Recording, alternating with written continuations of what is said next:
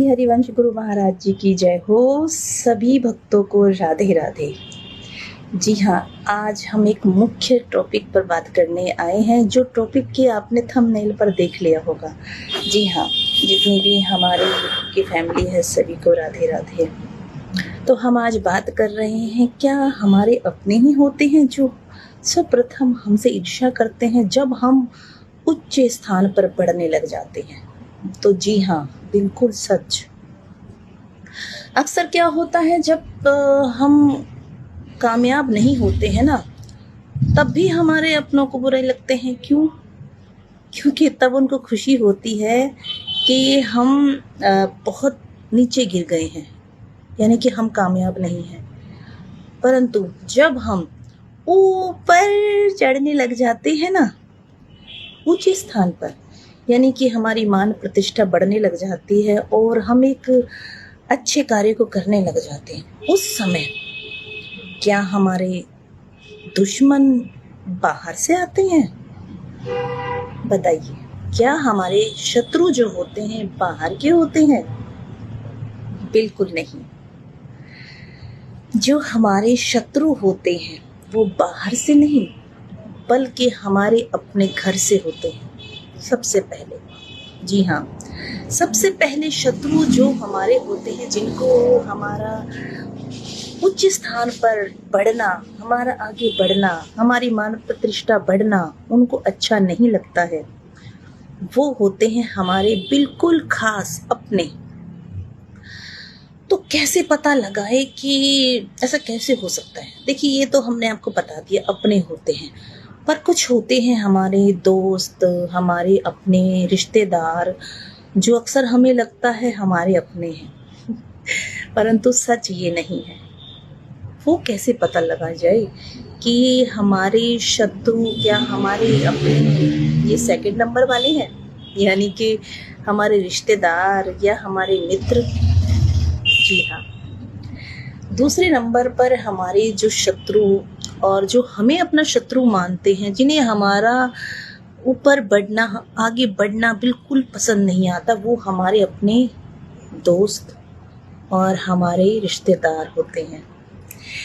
मैं यहाँ ये सुनी सुनाई बात नहीं कह रही हूँ, ये अनुभव की बात आपसे कह रही हूँ, क्योंकि मेरे पास बहुत सारे मैसेज आ रहे थे कि हम जानना चाहते हैं कि हम कैसे पहचानें कि वो कौन हैं जो हमारे शत्रु हैं और हमारा बुरा कर सकते हैं आगे चल के।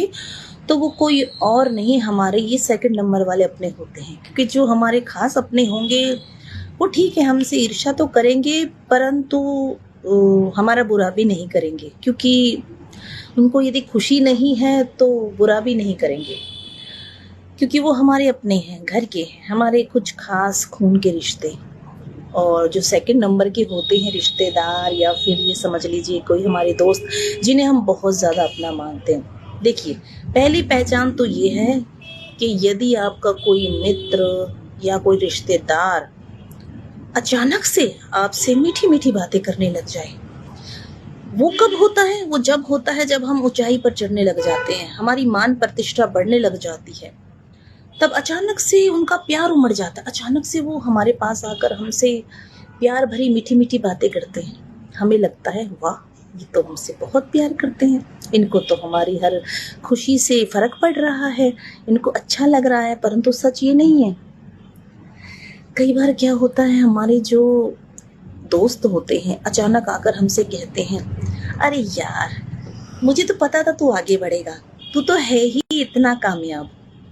लेकिन वही दोस्त पहले हमसे बात भी नहीं कर सकता था, करना चाहता ही नहीं था, लेकिन जैसे ही हमारे पास धन ज़्यादा बढ़ने लग जाता है तो ऐसा सब चलता है। हमारे आसपास बहुत ज़्यादा लोग इकट्ठा हो जाते हैं और जब हमें ज़रूरत होती है तो ये सारे लोग हट जाते हैं हमसे, तो फिर हम केवल अकेले रह जाते हैं। हमें खुद संघर्ष करना है। जी हाँ, संघर्ष तो सदैव अकेले ही करना पड़ता है।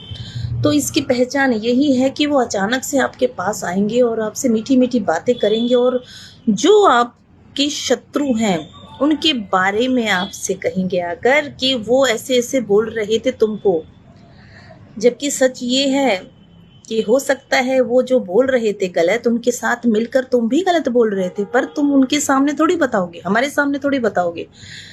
तो ऐसे पहचान हो सकती है हमारे उस खास दोस्त की, जो हम जिसे सोचते हैं हमारा अपना है। वो जो उसकी बुराई कर रहा है वो कभी आपका अपना नहीं हो सकता, ये हमेशा याद रखना।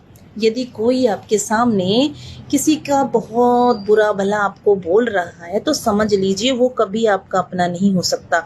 कि जो दूसरे की बुराई आपके सामने कर सकता है वो पीठ पीछे आपकी बुराई भी उसके सामने कर सकता है, उसकी कोई गारंटी नहीं है।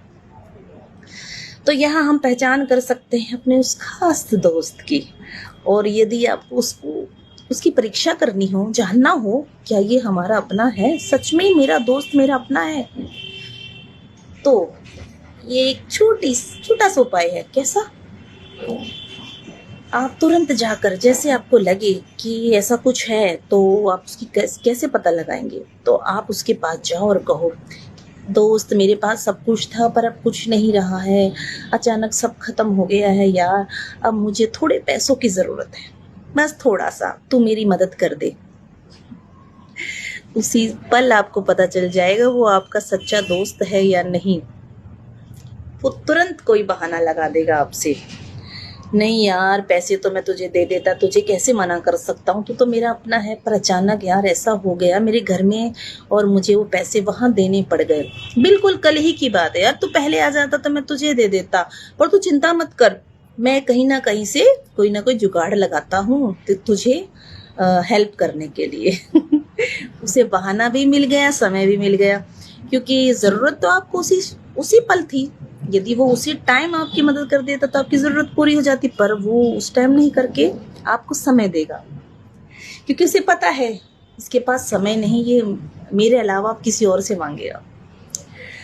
तो यहाँ आप अपने दोस्त की परीक्षा ले सकते हैं कि वो आपका सच्चा दोस्त है या नहीं। और यदि सच्चा होगा तो वो तुरंत कहेगा, तुझे यार मुझे पहले बता देना चाहिए, तो इतने परेशानी में है और तू मुझे अब बता रहा है जब तू इतना परेशान हो चुका है।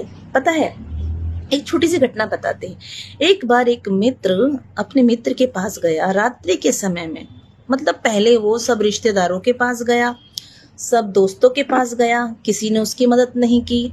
आखिरी में वो मित्र था उसका जिसको वो भूल चुका था, वो उसके पास जाता। उसने सोचा नहीं था मैं उसके पास जाऊंगा, पर वो उसके पास चला जाता है, दरवाजा बजाता है और जाकर अपनी सारी परेशानी बताता है। तो उसका वो दोस्त कहता है तू रुक मैं भी आया, और अंदर से वो पैसे लाके अपने दोस्त के हाथ में थमा देता है और वो दोस्त धन्यवाद करता है उसको। तो जब वो धन्यवाद करके चला जाता है तब वो मित्र बैठ के रोने लग जाता है। उसकी पत्नी आती है, कहती है आप रो रहे हो? अरे अगर आप उसको पैसे नहीं देना चाहते थे तो मना कर देते, कोई ना कोई बहाना लगा देते, तो इसमें रोने की क्या बात है। वो दोस्त कहता है नहीं, मैं इसलिए नहीं रो रहा हूं कि मैंने उसको पैसे दे दिए। पत्नी ने कहा फिर क्यों रो रहे हो? उस दोस्त ने कहा मैं इसलिए रो रहा हूं कि वो सब जगह जाकर सबसे मदद मांगकर जब हार गया ना, तब वो मेरे पास आया। अगर वो पहले आ जाता तो उसे किसी के सामने मैं मांगने नहीं देता। ये होती है सच्ची दोस्ती, सच्ची मित्रता। तो यहाँ मैंने आपको कई सारी वजह कारण मतलब बहुत कुछ बताया, क्योंकि मेरे पास तो कंटिन्यू मैसेज आ रहे थे। अब एक और बात मैं आपको बता देना चाहती हूँ, यदि मेरे द्वारा किसी को भी श्रीमद् भागवत कथा का आयोजन करवाना है तो आप मेरे कॉन्टैक्ट नंबर पर संपर्क कर सकते हैं। तो सभी यूट्यूब फैमिली वालों को मैं ये कहूँगी कि जो भी मेरी ये वीडियो देख रहे हैं वो मेरी वीडियो को अवश्य ही लाइक कमेंट करें और बताएं ये वीडियो में आपने क्या सीखा। क्या आपको ये वीडियो अच्छी लगी? यदि अच्छी लगी तो मुझे ज़रूर बताना, क्योंकि मैंने बड़ी मेहनत करके इस वीडियो को खास आपके लिए बनाया है। राधे राधे, हरे कृष्ण, राधे राधे। सदा खुश रहिए और श्री महाराज जी की कृपा आप सभी पर बनी रहे। हरे कृष्ण, राधे राधे, जय श्री राधे, जय श्री श्याम।